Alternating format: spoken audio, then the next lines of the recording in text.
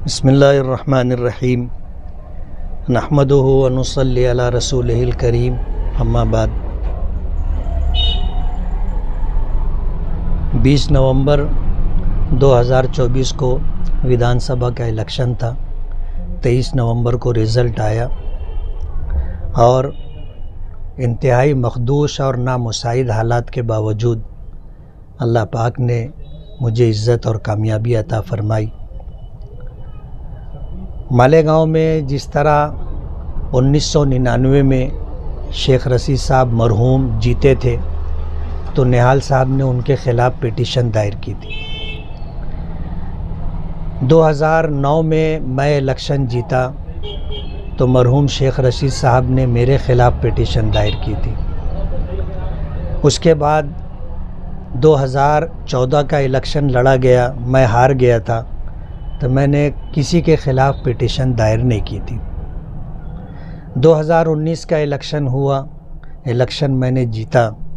उस वक्त आसिफ शेख रशीद साहब ने पिटीशन दायर की। तो मालेगांव में जो इस तरह माजी में पिटीशन दायर की गई उसका क्या नतीजा रहा आपको भी मालूम है, पूरे शहर के लोगों को पता है। आम तौर पर इस तरह की जो पिटीशन होती है या तो 5 साल का पूरा अरसा गुज़र जाता है या तो वो पिटीशन खारिज हो जाती है। कोर्ट का रुख जीतने वाले उम्मीदवार की तरफ होता है कि इसे पब्लिक ने चुन करके दिया है।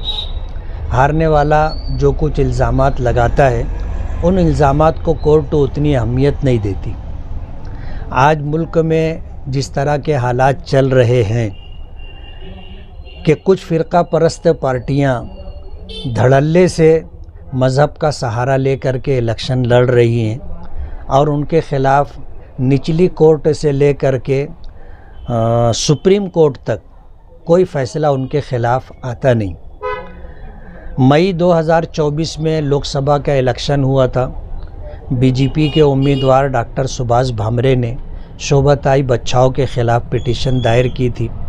आपको पता है पिछले दिनों वो petition Aurangabad bench high court से खारिज हो गई। कल हाई कोर्ट में मेरी पिटीशन की तारीख़ थी। पिटीशन दायर की गई थी, मैंने अभी तक उसका जवाब दाखिल नहीं किया था।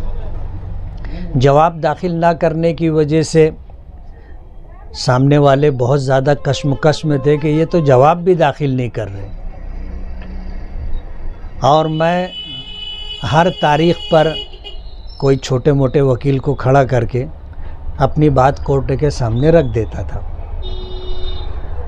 अब इस तारीख़ को मैंने कोर्ट में अपना जवाब सबमिट किया है और मैंने बम्बई हाई कोर्ट में पहला जो वकील खड़ा किया था उस वकील की दियानतदारी अमानतदारी की बात है कि उसने मुलाकात करके ये पैगाम दिया कि जिस आदमी ने आपके ख़िलाफ़ पिटीशन दायर की है उनके लोगों ने आकर के मुझसे मुलाकात की और मुझे पेशकश की कि आप ऐसा करो, आप वैसा करो, लेकिन मैं अपने पेशे से बददियानती नहीं कर सकता। मेरी आपसे ये रिक्वेस्ट है कि आप मेरे ज़रिए से ये काम ना करें, कोई और वकील आप तय कर लें। तो मुझे अंदाज़ा हुआ कि अगर हम लोग महाराष्ट्र के किसी वकील को आगे करते हैं तो ये अंदेशा फिर भी बाकी रहेगा। हर वकील ऐसा अमानतदार दियानतदार अपने को मिल जाए ज़रूरी नहीं है, पैसे में ताकत बहुत होती है। और पिछले दिनों ये ख़बर मिली थी कि हमारे आसिफ शेख रशीद साहब अजीत दादा पवार के पास गए थे और उनसे ये कहा था कि मैंने पिटीशन दायर की है, जज को मैनेज करने का है। तो अजीत दादा पवार ने उनको जो जवाब दिया तो वहाँ जो लोग मौजूद थे उनमें से एक आदमी ने मुझे ये बात बताई कि दादा ने कहा कि वो मौलाना के पास पैसा नहीं था, उसके बाद भी वो इलेक्शन जीत गया, हॉस्पिटलाइज था, उसके बाद भी इलेक्शन जीत गया। तुम आए हो बोलते हो कि जज को मैनेज करो। बोले जज अगर मैनेज होते तो इस तरह का मामला क्या पेंडिंग रहता क्या? जाओ बोले अपना काम करो।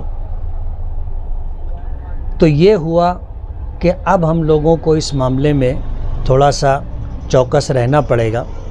तो उनकी पिटीशन की जो फ़ाइल थी वो फ़ाइल मैंने सुप्रीम कोर्ट के एक वकील को कुछ साथियों के मशवरे के साथ दी।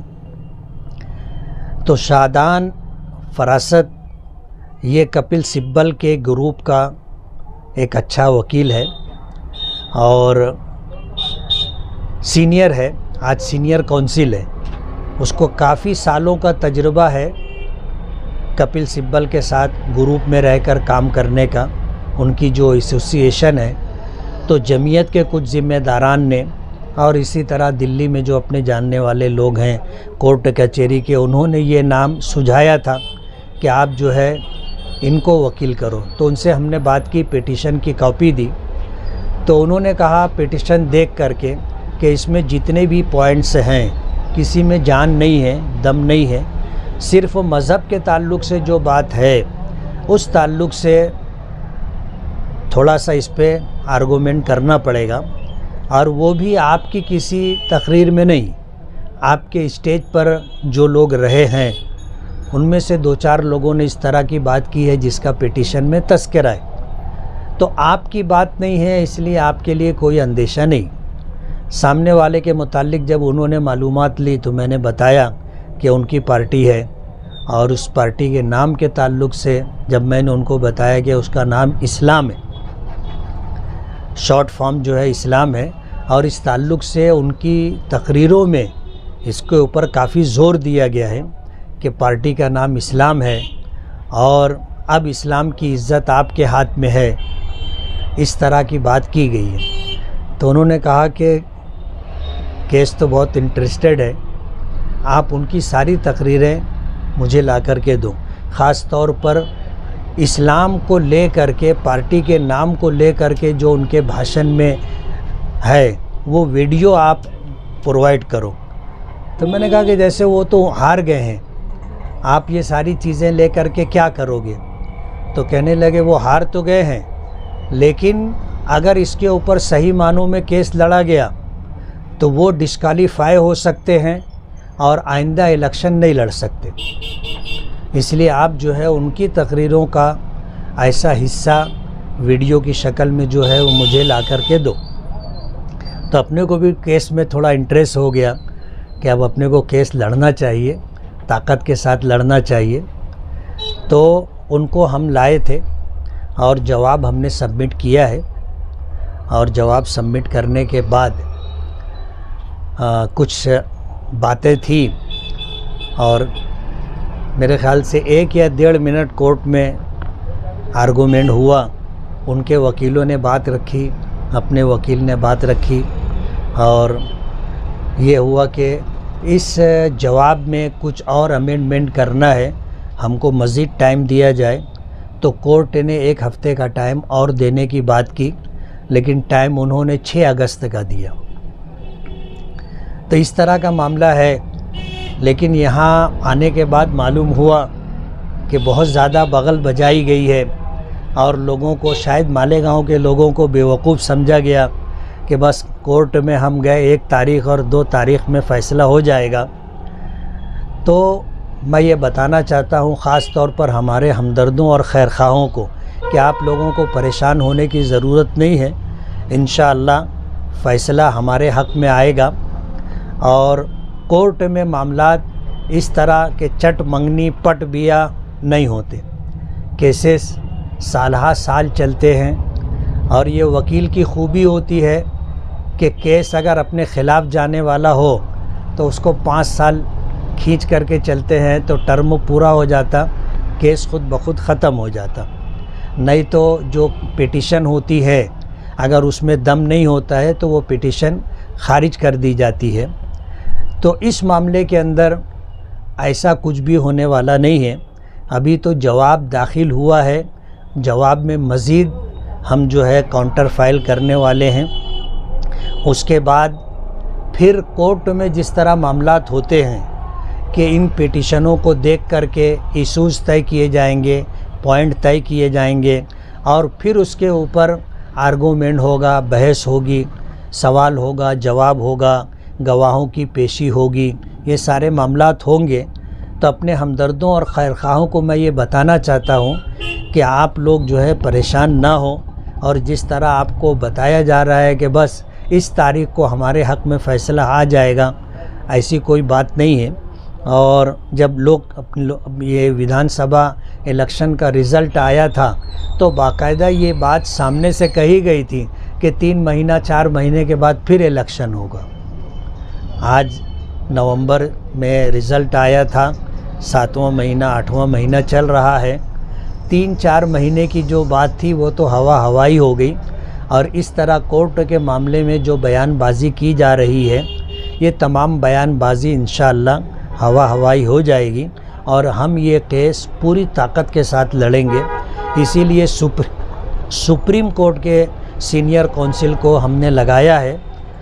केस का फ़ैसला जो भी हो, उनके भाषण में ख़ास तौर पर इस्लाम ले करके जो बात की गई है, इससे वो डिफ़ॉल्टर हो सकते हैं, डिस्क्वालीफाई हो सकते हैं। और अगर ऐसा हो गया तो आइंदा आने वाला इलेक्शन शेख आसिफ साहब नहीं लड़ सकेंगे। हमारे वकील ने ख़ास तौर पर इस पर ज़ोर दिया है कि हम इस रुख पर जाएंगे ताकि आइंदा इलेक्शन ये न लड़ सके। बाकी रही पिटीशन में जो बात है, इंशाअल्लाह केस का फ़ैसला हमारे हक़ में होगा और इंशाअल्लाह 5 साल हम बाफ़ियत पूरा करेंगे। सुप्रीम कोर्ट वकील आपने लगाए, तो उसका दूसरा मतलब ये भी हो सकता कि पिटीशन के अंदर जो बातें हैं, जो आपकी कमज़ोरी है, उससे आप डर गए और इसलिए सुप्रीम कोर्ट का वकील आपने लगाए। इस तरह की बातें भी अपोजिशन की तरफ से आ रही है। नहीं, कहने के लिए ये बात कही जा सकती है, उससे इनकार नहीं। मैंने आने के बाद सुना यार क्या ज़रूरत रही सुप्रीम कोर्ट का वकील लगाए की। तो सुप्रीम कोर्ट का वकील मैंने इसलिए लगाया कि जब हमने जो पहला वकील लगाया था उस वकील को ख़रीदने की कोशिश की गई थी, तो ये हुआ कि अपने को ये रिस्क नहीं लेना चाहिए। ऐसा वकील जो महाराष्ट्र से बाहर का हो और नामवर वकील हो, उसको अपने पेशे से अमानतदारी, दियानतदारी, और उसको ये लगे कि मेरा फ्यूचर ख़राब ना हो अगर मेरे ऊपर इस तरह का इल्ज़ाम आया कि मैं इस मामले में जो है कंप्रोमाइज़ कर लिया हूँ, तो मेरी जो है मुस्तकबिल में जो मेरी कारकर्दगी है वो मुतासिर हो सकती है। इसलिए हमने ऐसा वकील लगाया है जिसको ख़रीदा जाना मुश्किल हो। आसिफ शेख के अलावा दूसरी पार्टियों के लोगों ने भी पिटीशन दायर की है? नहीं, एक पिटीशन है जो शेख आसिफ साहब ने दाखिल की है, लेकिन उसमें तमाम जितने उम्मीदवार थे सबको पार्टी बनाया गया है। तो उसमें कुछ लोगों ने जवाब दाखिल किया है और शान हिंद साहिबा ने जवाब दाखिल किया। जवाब दाखिल करने की जो मुद्दत थी वो मुद्दत ख़त्म हो गई थी, उसके बाद उन्होंने जवाब दाखिल किया है। तो उसी बेस के ऊपर हम भी चल रहे थे कि जब कोर्ट ने ताख़ीर से जवाब दाखिल किया गया और उसको कबूल किया है, तो अपने भी जवाब जो है थोड़ा लेट ही दाखिल करेंगे और कोर्ट हमारा जवाब एक्सेप्ट करेगी, इसलिए कि उसने एक तारीख़ बार हो जाने के बाद जवाब कबूल किया है, तो हमारा जवाब भी कोर्ट को कबूल करना पड़ेगा। तो इस्लाम पे एतराज़ होगा और अदालत ये फैसला करेंगे, आपको एकदम यकीन है?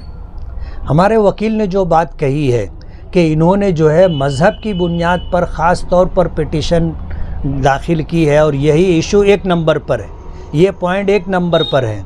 तो 1 नंबर पर अगर ये पॉइंट है जिससे किसी की मेंबरी रद्द हो सकती है, तो किसी की अहलियत भी ख़त्म हो सकती है कि वो आइंदा इलेक्शन लड़ने का अहल ना रहे। इसलिए तुम जो है इस मामले में जितने उनके भाषण है उसकी वीडियो ला कर के दो।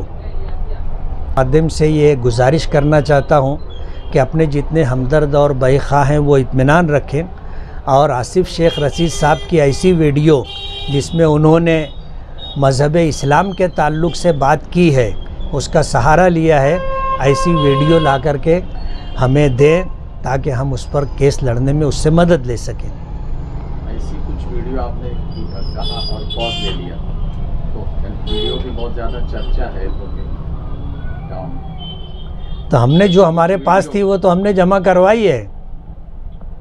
शहर में वीडियो को लेके भी बहुत ज़्यादा चर्चा है।